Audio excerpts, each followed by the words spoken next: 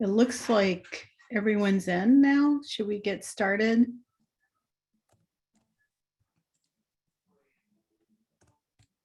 Okay. Hi, everyone. I'm Sarah Griffith. I'm a brand new volunteer. I literally just finished the Master Urban Gardener classes this past week.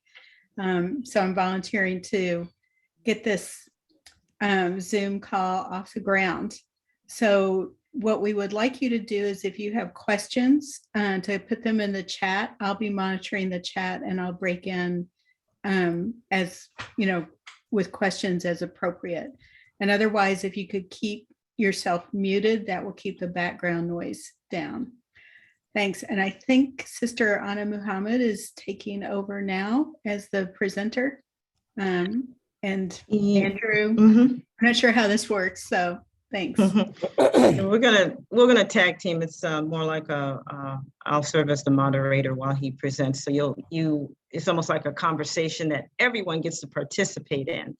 So just as a form of introduction, as Sarah mentioned, my name is Sister Anna Muhammad. I'm with NOFA Mass. I'm their Food Access Director. I'm based here in Springfield, and I'm here with my colleague, my brother, Andrew Laurian. He's our bioremediation coordinator and also the youth manager for gardening the community right here in Springfield and Mason Square. And we would love to have questions. So please use the chat. And just to test out the chat feature, if you can just put in the chat, let us know where you're coming from. You know, if you're all in Boston, we'd love to know where you're seeing this broadcast today. It'd be great to know. Springfield is the seat of the Pecumtuck Nation. So if you know that as well, what indigenous family is in your area, you can always indicate that. And Kate, thank you from Rosendale. Dorchester's in the house. Thank you, Betsy. So please keep those locations coming. Elizabeth Somerville, Kathleen Gloucester, thank you. Thank you for joining us today. And Sarah, just to let you know, I actually came out of the MUG class that was right before you. So It's good to meet a fellow MUG graduate. Great. So it's definitely a blessing. So today we are talking about healing soil through bioremediation and natural ways of bioremediation. And Andrew, I like to call our soil healer. And so I am going to turn the mic over to him so we can get started with this wonderful conversation. Looking forward to your questions. Go ahead, Sarah. I see your hand up. I need to introduce the trustees that are sponsoring this great call with really wonderful information that I'm sure we can all use.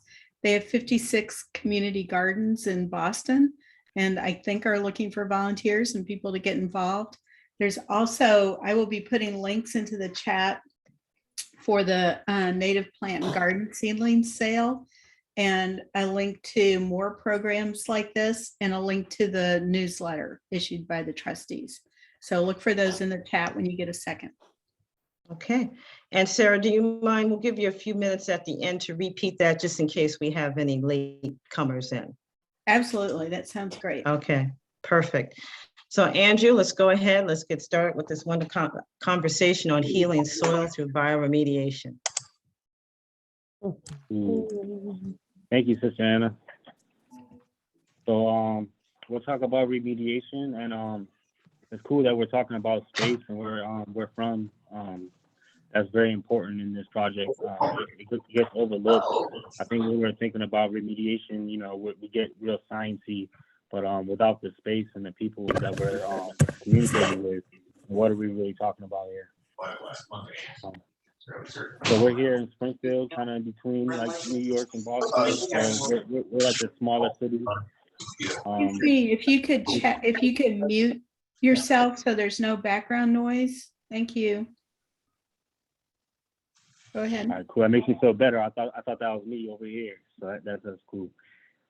Yeah, but we're here in Springfield, smaller city, but a city nonetheless. So that means when we're talking about space for farming or growing, we're not talking about a whole lot of space. And the spaces that we do talk about are oftentimes contaminated in one way or the another. So we'll talk about bioremediation and what it is and what's first, you know, what's the process. And what we like to start is with observations. That's the first thing we do when we go to these sites. We don't want to go in looking at, what's the problem, what's the, obviously if there's a oil spill or lead contamination we're concerned of, that's the issue. But the other interesting thing to look at here is what's the healthy function? What is going right? What weeds are growing? What observations can you make about your soil and your land, your space? And you can start that from home by just doing a Google map of the space you're going to be working in or working on. It can tell you a lot about, you can go back a few years and see that on this particular space, there used to be a driveway here, so that indicates there was, possibility of people working on their cars, whatever could be buried outside of that. And then on the map, that's a 3D map, you can see some contour and some shapes to the area that could be helpful in our observations.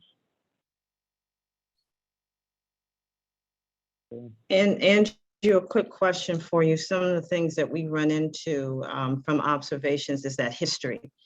Do you find that if you know the history of an area, maybe there was a garage or dry cleaners, that aids in the observations or that search for, that research for what you could possibly be dealing with? Absolutely, you're right. That narrows down what we can possibly be looking at here. If there was like a auto body shop or a gas station or, old house, we'll start thinking about hydrocarbons or lead, something of that nature. And why keep all the guesswork to ourselves, right? Let's ask the community. Let's step out there and get our histories of our neighbors and people who have been there for quite some time to talk about the space and what they've seen there, what they want to see there as well.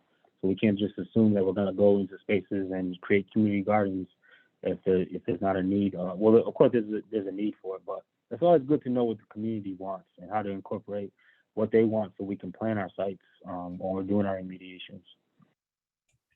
Before we move on, just when we're doing those observations, we're talking about everything.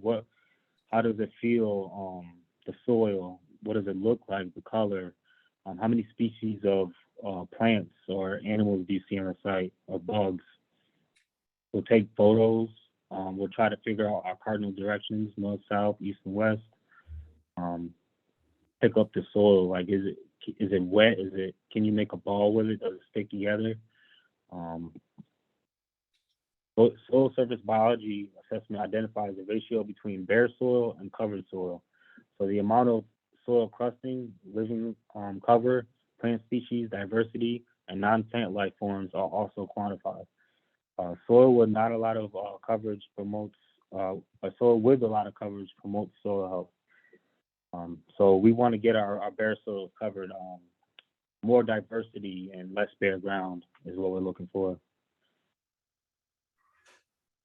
So this is just to get your mind thinking about root systems and how important it is to occupy space above and below ground, as plants are one of our biggest remediators when we're talking about taking a site and making it better. When we're thinking about our observations, let's narrow it down to a little site that's representative of our space. You can use like a hula hoop size ring and just identify what's in that ring. What do you see there? Do you see the crabgrass, the dandelion? How much of the soil is covered or bare? And take observations. Check your your filtration. You can do this simple test where you take a ring of plastic and kind of knock it into the ground a little bit. You'll fill it with some water and just start your stopwatch, right? And then see what we're dealing with. We can't really fix something that we don't know what part of it is broken or what part of it needs attention. The slate test is another thing we can do. We could take a ball of aggregate in the soil and place it in the top of the water and see how much of the dirt falls to the bottom, see how cloudiness the water gets. And this is a good a way to see the quality of your aggregates in the soil and see how much is just falling apart. And Andrew, aggregates too are also a good way to determine soil health. When you just pick up a clump of soil, what should you be feeling for? Should it be falling apart? Should it be like almost like cottage cheese? What textures do you want to feel for? Right. We could do like a feel by texture procedure where you kind of take the soil in your hand and try to roll it out with your thumb, pressing it against your finger. And if it creates like a ribbon that kind of goes a little before it breaks down, then you got like, some clay. If it just, coming apart and it's sandy, then it just gives you that representation of the soil. And, feeling the texture of it is a big indicator of soil health. And then just like what color is it, right? So what we could do is take a 1 cubic foot hole and investigate. We'll dig it, see what color the soil is, how far the roots go down, what kind of activity we have underneath. What is the soil? What is the root structure like? Is it going laterally? Is there like a hard pan in there somewhere? Then we'll do an earthworm count. The number of earthworms in the soil is a good indicator of soil health and biology in the soil. We're also going to check our hardness, so we can use our pentrometer to see how what's the compaction like of our soil. So we're thinking contaminants when we're thinking about bioremediation, but we're talking also about just a healthy soil. So soils that have compaction or not good drainage and whatnot can also benefit from these remediation procedures. So do you find that as we continue to apply the procedures, that we should begin to see a change in the way the soil is going to look or feel or produce even? Yeah, absolutely. Look at where we're starting here is basically a lawn. In this specific place, there was houses here that got knocked down. I'm sure a lot of it was buried. So how do we approach this, right? How do we approach this potentially contaminated site and make it something that's it can be viable and produce? So we have to check out all angles from this and add light to it. This is just a grass, right? You can already see like the bareness in between. So adding life to the soil and because you know what, nature's going to do this by itself. If we left this plot alone, nature's going to remediate the soil and take care of business. But it's going to take a very long time. So what we're trying to do is speed up that process and introduce all types of diversity into our lot and our space. And while we're at it, we'll take some soil samples. Let's see what it is we're working with. We'll take different cores from around our site that are representative. We'll try to follow the protocols from whichever lab we're going to send it to, so that way they can get their proper analysis back to us, and we'll see what we're working with. We've been using UMass Extension. I'm sure in Boston, you guys got some connections for soil labs. We've been using UConn, Contest Labs, and I think those are the labs we're using, right, Sister Anna? Also, you can add in Logan Labs as well, especially if we're looking to add soil amendments or to bring more fertility. Logan Labs is a great, it's definitely a great source and a great test lab for that. And when we wanted to know more about what are heavy metals in the soil, we took the I believe it's called the VICA Heavy 8 heavy metals test. So we went to Contest Labs for that, and they were able to give us an analysis of and a breakdown of which metals were in our soil and which levels were assumed to be safe, and which ones were high. So once you have that kind of information, you can have a starting point for what it is we're observing and where the change is we need to see. And I just have to go to say YouTube and Google is a great teacher. So I may not be a professional in this remediation process, but I hope to lead you in a way to find out and ask the right questions going forward.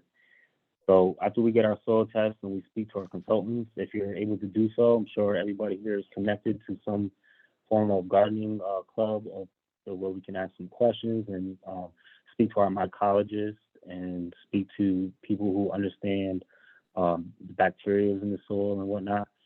And then people who understand how to analyze the soil test. And these are all things we'll learn along the way. But if you can get some help, the more the merrier. So then it's time for action. So we're not chucking in an immense amount of loam or materials here, but we did go ahead and get one truck full of compost, which is about $45. We picked it up ourselves, so the cost wasn't too crazy. And what we want to do is just get a head start on adding organic matter to our space.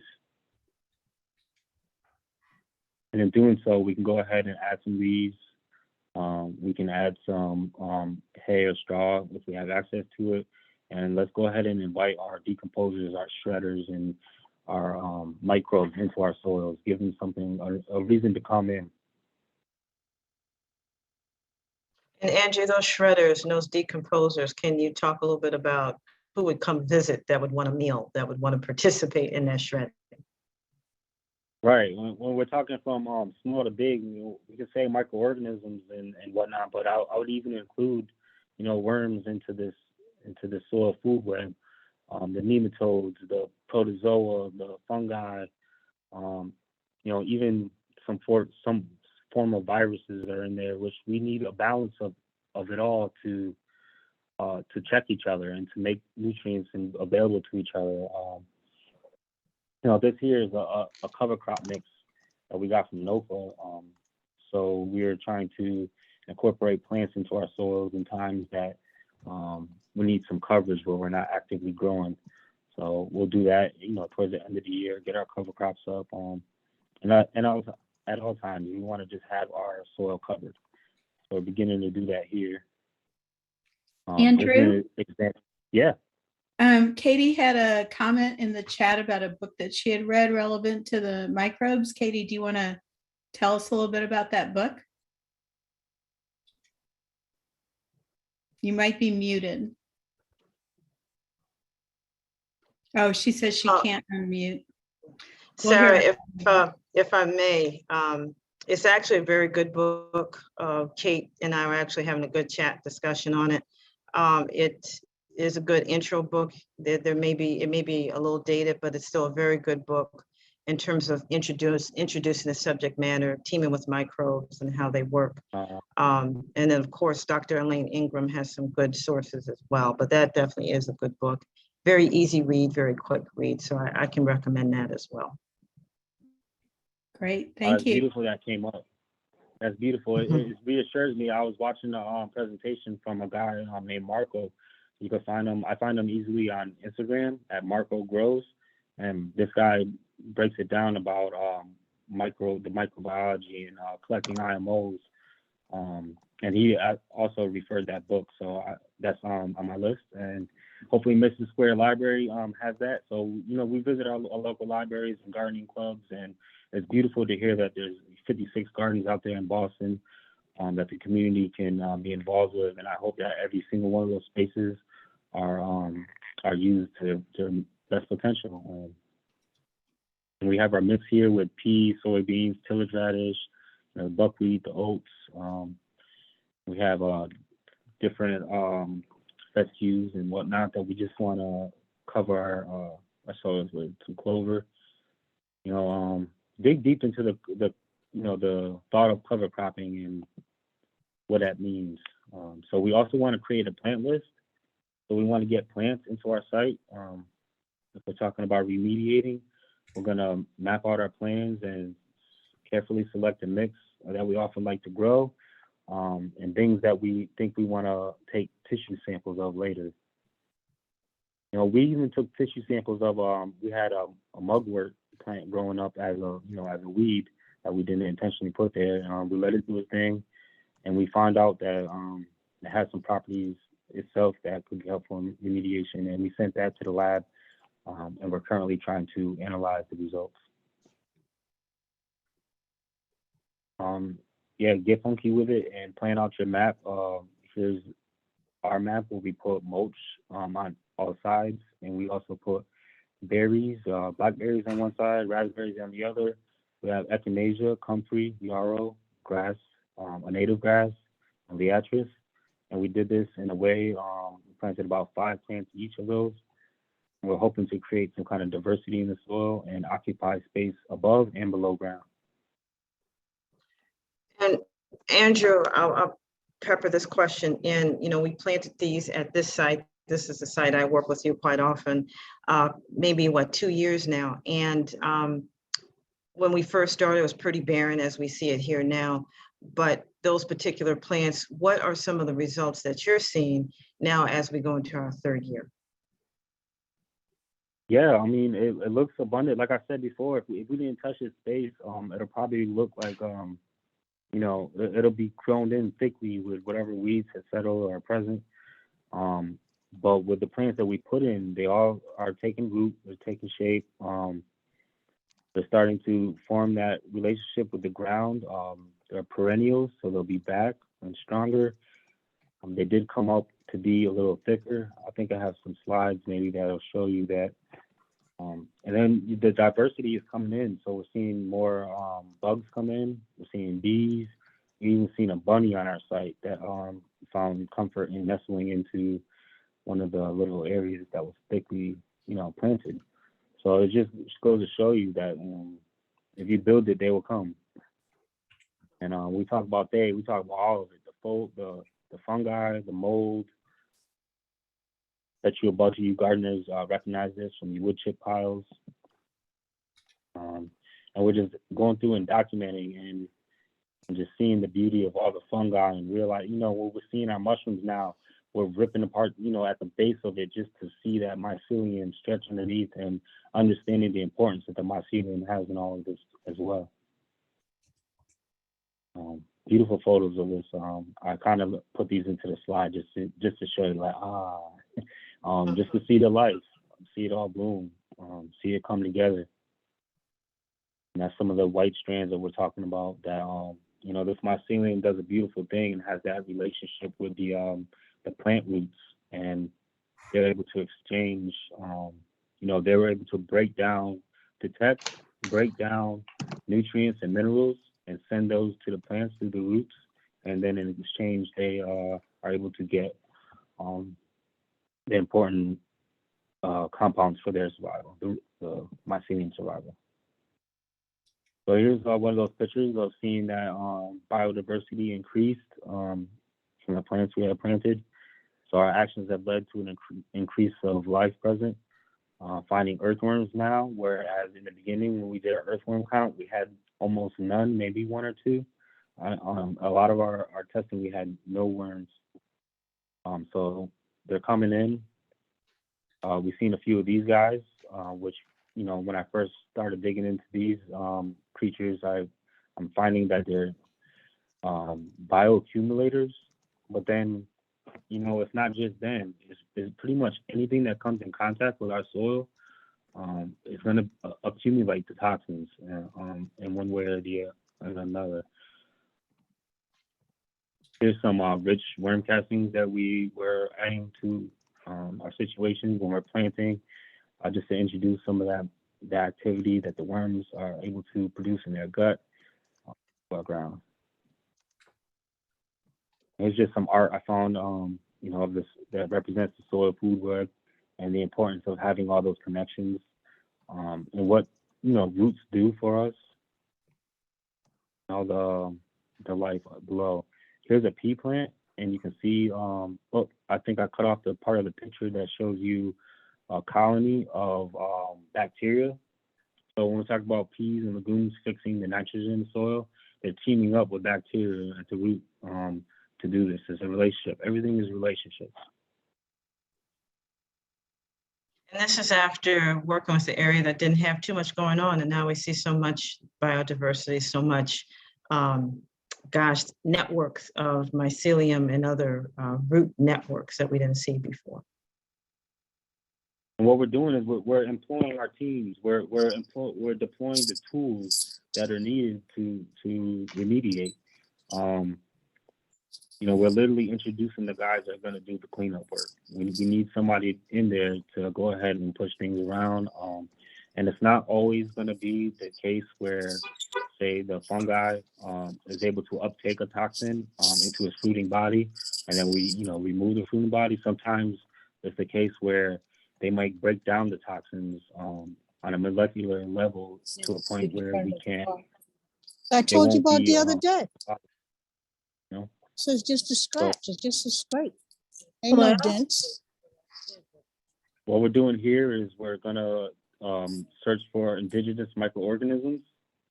These are all the things that are native to the land around us in our area, and you can go out and venture and go to your local, you know, forest or prairie or, you know, anywhere that you feel like you would catch some good microorganisms. What we're doing here is the purpose is to catch these. We're using cooked rice. We're cooking the rice about halfway. We're gonna wrap it up in some burlap or use it like a box with some thin wood, and bury that in the soil. Cover it up so the raccoons or anything gets it. And we'll come back in about a week. I'm learning based on temperature and humidity, time of the year, it could take up to like 3 days to a week to collect your microbes. So we're just gonna get that half-cooked rice, buried in the ground or under the soil surface. Sometimes it's good, or I'm hearing that if you go to a barren part of your land, that you'll find microbes there that are able to withstand some pretty harsh environments. And those are the kind of healthy microbes that we want to introduce into our soils. So, you know, initially I'm thinking let's hit the compost area, let's hit the rich, you know, areas with plant life above the soil. So you can get them from barren places as well. And Andrew, you know, we had a good time burying our IMO traps. We were trying to find all the different places under trees, under leaves. And what, you know, when you dig it up, it's almost like unwrapping a present. But what were some of the colors that we were seeing when we uncovered some of our traps once we found them? Right, because they're microbes, right? A lot of the what we're looking for, we're not going to be able to see with our eyes, but they will represent themselves in color, or a fuzz or a mold. And here's what some of that can look like after this is about a week. I think we did it from Monday to Monday.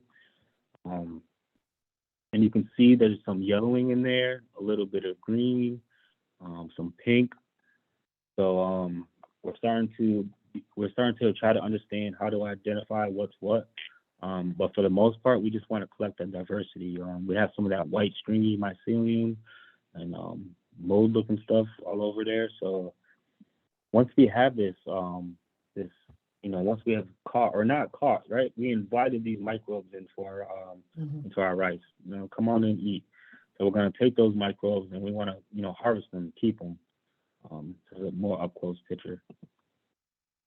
So you know, I was looking for the hot pink. Yeah. And then you know, like when you're doing it, when you start to collect your microbes, you become a fan of a certain color, and then, you know, from there we get to figure out what that is. I like the curry chicken yellow myself. And then you will take some raw sugar, unrefined, and you'll mix that by weight with your microbe trap that you got. So if you got 1 pound of this stuff here, you'll take 1 pound of this sugar and you'll mix it all together, and that'll be pretty much be your IMO 2, or after this sits for a while. And so we're still learning, but I believe what this is doing is the sugar is drawing all the moisture out of the rice, and then the bacteria and whatnot, the microorganisms will begin to die, and before they do that, they'll you know, send out their spores or try to reproduce and become dormant until you can spread that out and make an IMO 3, which you'll take a brand of some sort, and you'll you'll grow that population out, and they'll start to eat the brain and start to come back alive, and then you can further expand that out, into your compost or into your garden. So what we want to do is just catch the microbes, expand them, grow them out, and introduce them to our space. This is an alternative for getting some certain things, bacteria that you want to really aim for. Is we went to advancing eco-agriculture. Some of this stuff can be a little costly, so the whole point of our project is to try to cut costs and a lot of inputs. So this site is there. You can go there for consultation as well. And yeah, some of the stuff in here, like archaea, I believe is what it's called, and it comes from like volcanic regions. So this bacteria can survive some really harsh elements, and we're hoping that they can come into maybe a potentially contaminated site and help that situation. So a lot of you might recognize this. It's become one of my favorite plants I'm still learning about. This is the comfrey plant, and this is another way to introduce a lot of minerals and activity into our soil. We're going to take this and make a ferment. We're going to chop it up really nice, get it into a bucket, use some rainwater or some good water, and let that sit for months at a time. We let this one sit, I believe, for like 6 months, and it turns into this stinky ferment. So keep it somewhere that you're not going to be walking past it all the time. But this stuff is very nutrient dense, so much so that you would dilute it 500 to 1. So just a little bit, a couple tablespoons or so per 5-gallon bucket, and you're all set. We're going to take this and we're going to really drench our sites here and there to introduce those ferments to our soil. And Andrew, if I can introduce some of the great conversation that's taken place in the chat. Kate just mentioned that I think she's chopping up the leaves and sticking them under the soil, which is another good way of getting those properties of comfrey in there. You all see the link for advancing eco-agriculture if you all are interested in checking them out. So wonderful conversations in the chat, and please, everyone, please put your questions in. Definitely those 2 sites had some challenges, particularly the Franklin Street site. And as we use the advancing eco-agriculture, I think that was the most expensive of all the pieces we had, right, Andrew? Yeah, as far as anything we bought to apply, it was. I mean, like I said, we bought that compost, but that didn't even come close to finding inoculates. So yeah, to be able to trap your own IMOs and maybe create a network between other gardeners and farmers to do the same. If you're going on a trip up to some campsite, if you're there for a few days, just set a trap, bring it home, and collect them like Pokemon or trading cards, whatever. So that way you'll be able to trade your microbes and really create that diversity in the soil. And then compost was another thing, being in the city, that we want to cut back on our waste, and also have, if you're successful with your compost, then you have a product that you can apply to your soil. Just another form of bins. Every area's got its own way of finding pallets, the grocery stores and whatnot. I like to visit the plumbing supply companies for those shorter pallets, and for that really long pallet, I found a siding contractor. That's where they get their siding on, and they usually end up having to rent a dumpster to get rid of that. So when we're talking about remediation of the soil, it ends up being a remediation of a lot of things. We're keeping cardboard out the dump in our compost pile. We're keeping food scraps out of there, our weeds, and we're taking pallets and making use of them. And so it is a different style that we used on Franklin Street, just to show the different approaches. And we want our pallets to look good. We don't want them. We got to make these situations. If we're going to be in the city, we don't want people to be scared of compost and call it trash. So we got our mushroom spawn from Fungi Ally, another great place, another great consultation guy over there. I've been speaking to Willie Crosby from Fungi Ally. He's offered us a great deal of information about remediation using mushrooms and fungi and what it means, and then all the things to learn about fungi. So we're taking our spawn and we're taking some straw and we're layering it. We're getting our straw a little bit moist. We're laying it like lasagna. We're letting that sit for a while, and the spawn begins to occupy the space and grow up. So we're able to take that media and grow it out even further and introduce that to our site. And we use this hay, our straw, as mulch, and we hope that they can get incorporated into our soils. Fun project to do with Andrew. kids. Oh, I'm sorry.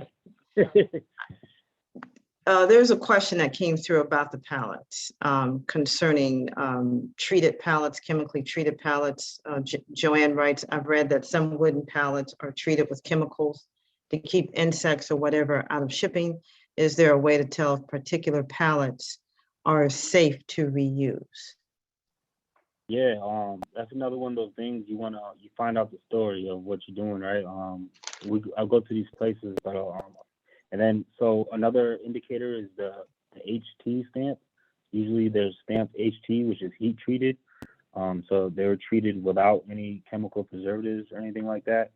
But even if you find a pallet that's heat treated, which is safe to use, it's okay to use in your garden as far as like wood goes. You also want to think about what was that pallet used for. Was it used to like hold a container of hydrochloric acid or some, whatever? Was it used to hold oil, a car engine? So I think how the pallet is used is another thing. But yeah, just make sure it's stamped heat treated and it should be safe. You can like Google some more information on that. Mm-hmm. And then Daniel has a question concerning the fungi that was used. Which kinds of fungi are you using? And I'm assuming for the application. Mm-hmm. Yep, we're using wine cap, and we're using oyster. Oysters have been known to like clean up those huge messes. When we're talking about oil spills, they were used in California to clean up a wildfire disaster. So there's been some experience with using oysters specifically to remediate soils. So yeah, we use wine cap and oysters in our project. A lot of the mushrooms that we found earlier were a result of Mother Nature because I don't know, something we did to that soil or to the wood chips we were using. It created that all those photos that we saw earlier. None of those photos were the wine cap or the oysters, which is interesting. Yeah, that's how we took that straw and we laid it out, and that's what you see there. And let me go back to that real quick. We split it up too, so if you can see these wood chips kind of like in a 2/3 mark. On this side, we're gonna do annuals in the smaller space, and in the larger space, we'll do perennials. That way, we can have like a range of and then outside of our plot is kind of our control, or the space that we can revisit, along with our data that we took initially. More observations.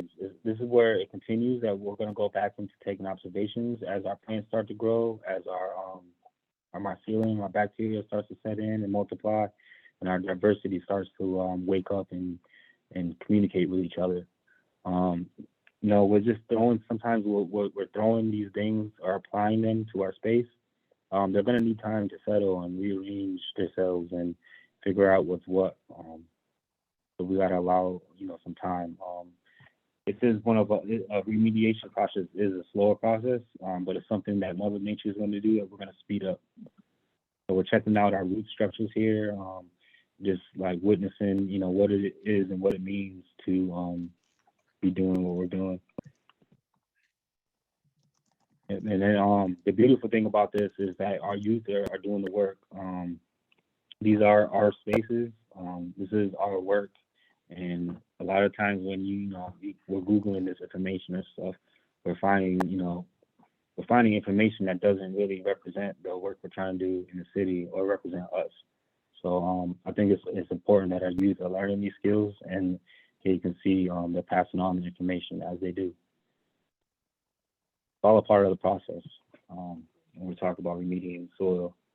And when we remediate the soil and we can change the properties of the toxins in the soil and we can make the space viable to grow in, we're doing that in a way that we're introducing minerals and vitamins and nutrients into the soil that the plants are going to uptake, and then we're going to be able to eat. Now, if we're talking about like remediating the soil, let's remediate our neighborhoods as well as remediate ourselves. Like when we're having a lot of our problems, whether it's diabetes or a mental health issue, a lot of the time it's a lack of nutrients or a lack of something that we need, just being in tune with nature. And it's the same thing for our sites we're looking at. We're looking to heal.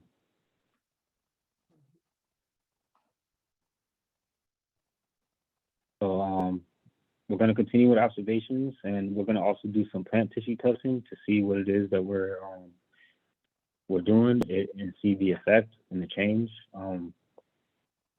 And I would like to know if we have any questions or any input. For me, all right, so we've got a question coming through from AM. We got a couple of questions, so thank you all so much. From AM, going back to the start of your talk and discussion of soil tests, UMass has a basic soil test, but also a more expensive heavy metal test. If the basic test determines lead or other metals are above certain levels, do you know why this second test is necessary if the basic one gives you lead levels already? Thank you for that, AM. Great question. Yeah, I don't know how. I think that testing more than once is dope, but I'm not sure if I understand. So you had a basic soil test, and then you had to do it okay. Yeah, so we had to do that too, and I don't know if it was because the basic one was $15-20, and we just did it and wanted to get get a head start. Because what if?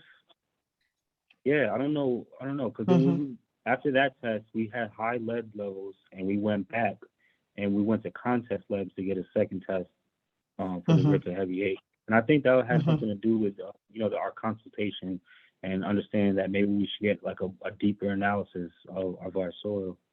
So I don't think it. I mean, one is way more expensive than the other. I don't know about UMass, but I'm talking about like we paid like $20 to UMass or so, and then we paid like hundreds, like 900 or something like that to contest labs for all the testing that we asked for. And if I can also add to that, oftentimes when we looking at the history, Andrew mentioned about looking at the history of a site. Oftentimes that will drive also the different tests that you're using. So for example, here at my home, there was a major chemical explosion several years before my husband and I moved here, but it was very close. And a lot of people in their homes in the area did have some issues with heavy metal contamination. And because I had that history in hand, that drove me to get the regular UMass test, which will show me the lead level. And then having that prior history from some elders in the community. So this begs another question about history. It did cause me to get another test from UMass, the slightly more expensive. I think at the time it was 50, and AM, you're right, it's around that 75 mark, just to make sure that we didn't have anything else hanging out in the soil like arsenic or anything like that because of the type of explosion that took place. So sometimes that history will drive you to want to go a little further. I know at Gardening Community, when they first got the site on Walnut Street, the lead test came back, no issues. They started digging in and found coal ash, which was a little bit deeper. And I think there was some kind of dry cleaners or something that was there previously. So sometimes that history will assist you in maybe taking that extra step and getting that second test? So that is a good question. And I see some of the other information that's put in from Sarah concerning other tests that are available. So please, feel free to use those. Again, let the history drive you. That's a good driver. If there's someone in the area that could tell you, oh, there was a dry cleaners there. There was an automotive station where they did repairs, or some other kind of chemical plant, that might also aid in the kind of test that you want to take. So I just wanted to add that as well. And to give another shout out, this particular project was sponsored by MDAR, the Massachusetts Department of Agricultural Resources. They funded this project for 3 years, and our goal is at the end of 3 years, we can provide everyone, particularly the folks here that are in this wonderful gathering, with some basic information, cost-cutting information, because we're all in areas oftentimes that have contamination. And rather than having to take that soil out, how can we use what nature has given us to heal it? So I wanted to add that as well. Couple other questions that came in, Andrew, from Kate. Do you have heavy metals in the soil? Is the goal to also get rid of those through natural methods? And I'll let you touch on that a little bit more, but great question. Thank you all so much. Yeah, we did have heavy metals in our soil, lead being one of them, cadmium, I believe, was another one. I'm sorry, I meant to have the results with me here for you guys.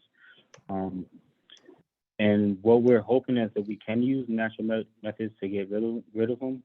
What I'm understanding is that, like say fungi, for example, have the ability to bioaccumulate the toxins and drive them up, I guess, through their mushroom, their fruiting body, and remove it. But how are we going to be able to remove, if that's the case, remove every single little thing? But I think what it does more importantly is it just it breaks down the molecules to reduce the toxicity, and then the biodiversity is able to direct what the plant needs, and particularly and protect it in certain ways. I'm still trying to wrap my head around what it is that can actually, how it is that is removed from a site. But I do know that it can definitely be broken down to levels where they're not. And there's even been cases where the fungi has the ability to almost wrap itself or hide itself in some kind of way, hide the contaminant so that the plants won't uptake it. So it's a little bit about we're still trying to figure out, what exactly is being removed. But we know that the properties are being changed, and a lot of times that's what it is. And AM, if you don't mind, you mentioned here that you are in a community garden where they had grown some other things and used a great deal of pesticides, if I'm reading this. If you don't mind indicating the area that you were in, you may have mentioned it earlier in the chat, because oftentimes too, a history of an area agricultural as well. Thank you for mentioning that. We'll tell you what you may be facing, what you want to look for, and what tests could help you. Kate puts up another great question. I've been posting a lot, so definitely take any other questions first. No worries. Adding another, if time, and we do have time. I heard sunflowers pull up heavy metals. Are you going to plant those too? Thank you for that. Yeah, we heard that as well. We're hearing that that plants are huge remediators, and we're just trying to figure out which ones. My big question is, what is the real, I'm trying to find a real good solution here as to not, the idea of us concentrating toxins into something and still having to get rid of it. Where are we getting rid of it to? Where is it going to go? Mm-hmm. A lot of another way to remediate soil is to burn it at high temperatures. What facilities do we have to do that? Not everybody has those, and they're really expensive. Another way is to just bring it to the landfill, but then it's just going to be toxins somewhere else. So what does nature do? You know what I mean? What does nature really do with its contaminants? Mm-hmm. Very good, very good. Okay, over here in the city, how many sunflowers would make it so I can grow food directly in the soil? Yes, thank you so much. And Andrew, a question that came up previously in another discussion is how Japanese knotweed could be a particular remediator. Do you have any information on that? Yeah, yeah, exactly. Oh no, but it's so terrible. Yeah. So we got to pick our battles, right? You know, I can imagine if it was there on site already, we can find a way to, harness it, but I wouldn't go planting that stuff anywhere. But yeah, there's there's a ton of remediators, and a lot of the remediators that we're finding on our site are plants that came up as weeds. And then, we're hitting up Nancy Clem, who's one of our project partners that, is helping us with this type of work. And, she's telling us, she has a book called The Ground Rules. You guys should check that out. Really awesome. So, Nancy's just hitting us with this goals about, plant relationships and everything. And I kind of lost where I was going with that because I started thinking about our recent conversation. But yeah, so we're finding that a lot of our weeds, like mugwort and lamb's quarters, what else do we find on our site? Were things we're going to take out as a weed. They're not part of our plant list. We don't, we usually consider them as weeds and whatnot. But we were told to leave them there and that they are also remediators.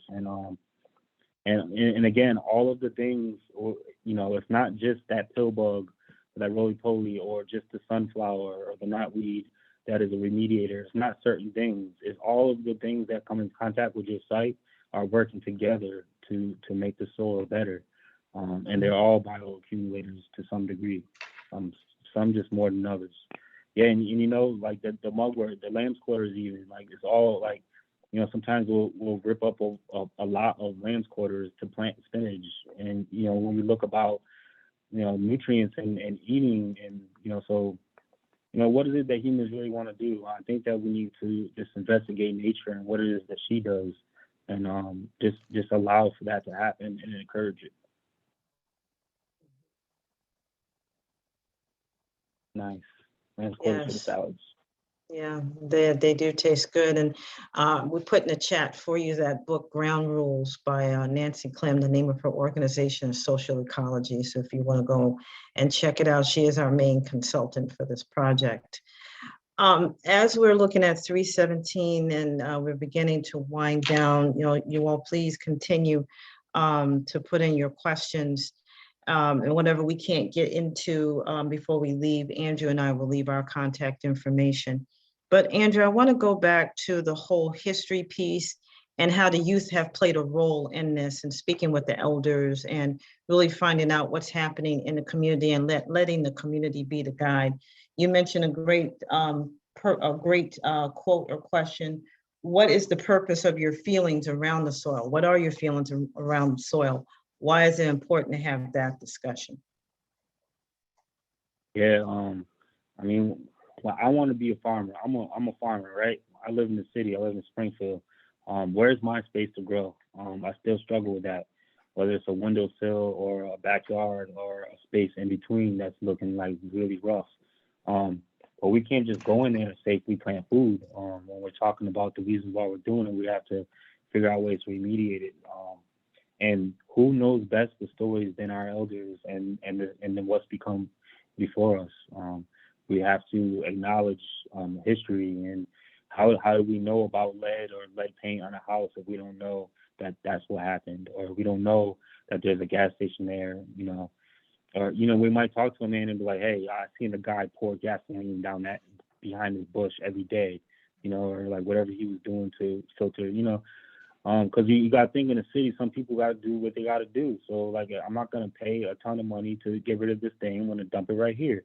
So we have all those things that can help us out with the histories, and with our youth asking it, it creates that, it creates that chain of like, I want to be a part of something, whether you're the elder with the information or you're the youth that's absorbing it.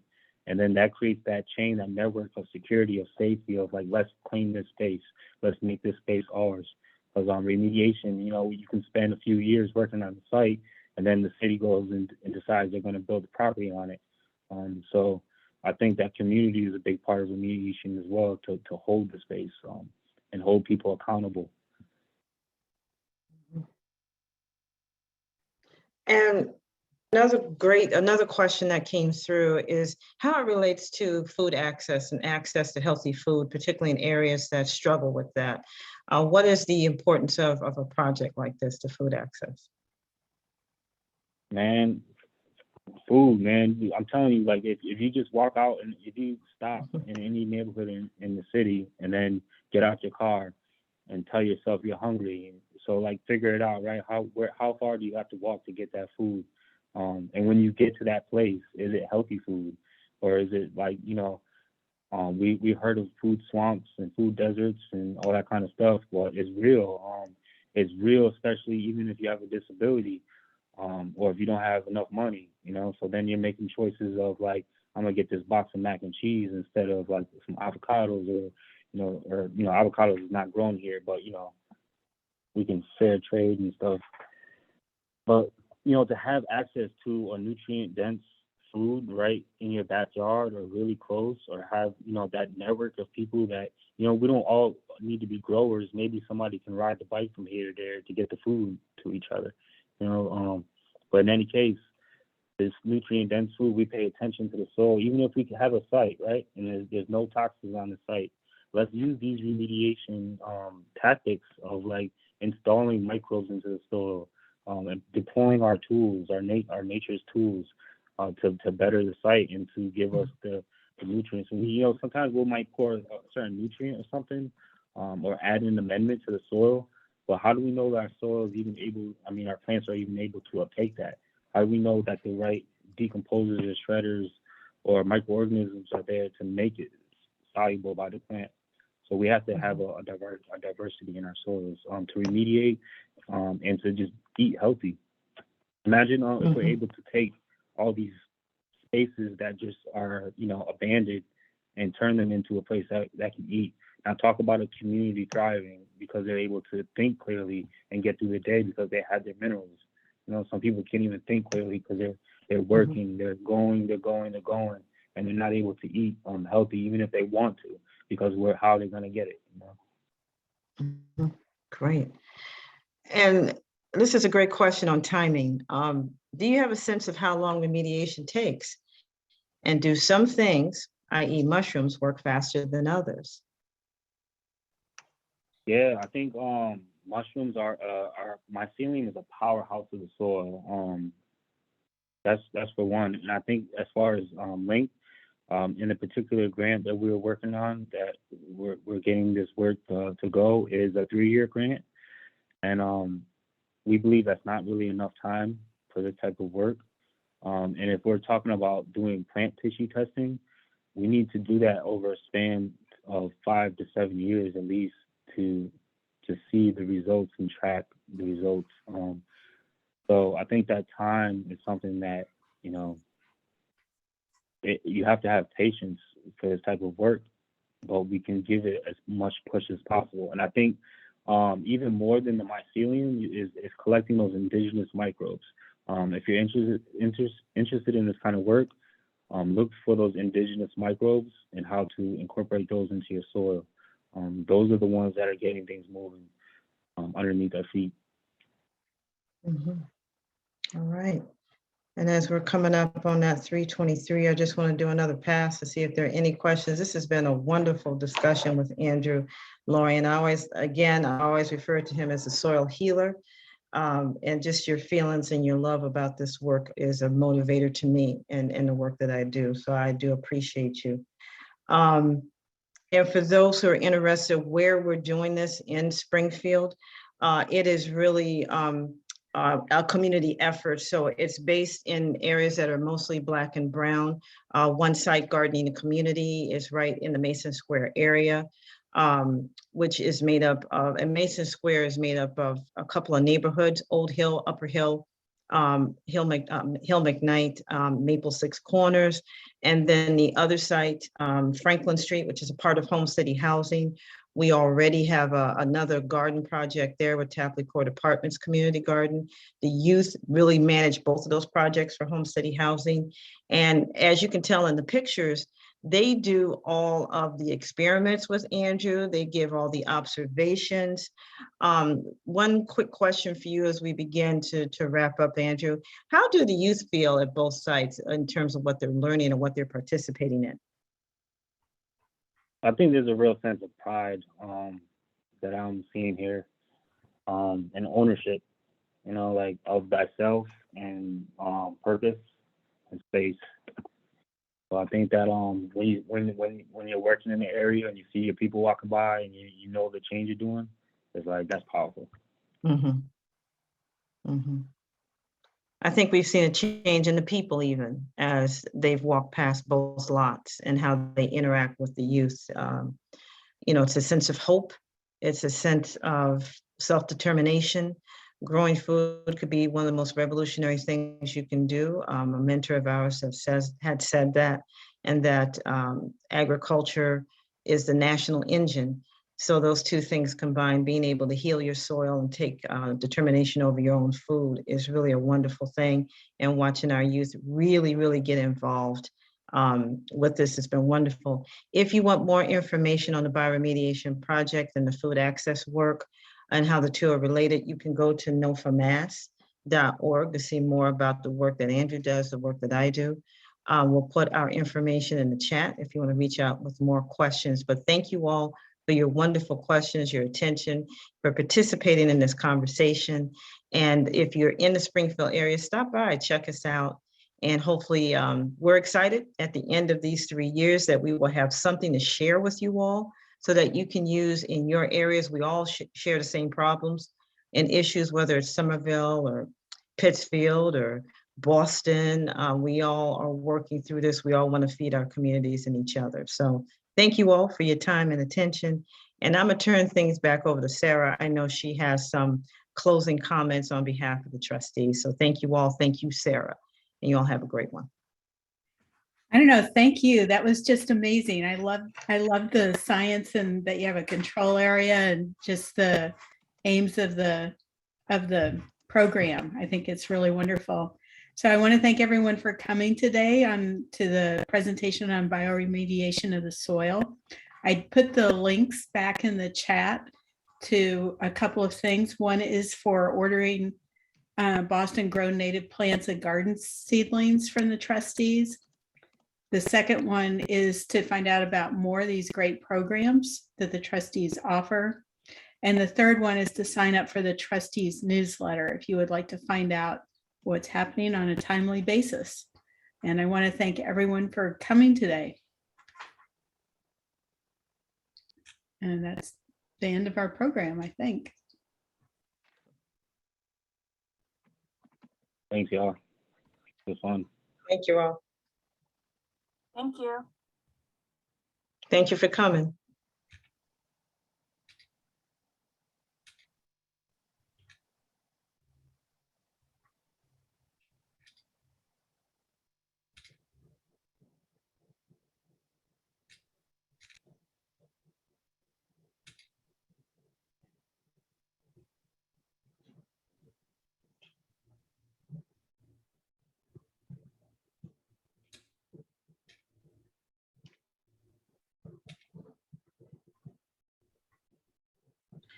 All right, Sarah, I'm gone. Thank you so much. Thank you for your help. Okay, I saved the chat. I'm not sure exactly where it went, but I'll find it. And should I just send that to Michelle? I mean, is that? Yeah, that's fine. Or if you want to send it, yeah, you can send it to Michelle and she can get it out to whoever needs it. But thank you. Yeah. Thank you so much for your help. Sure. Thank you. Bye-bye. Bye-bye.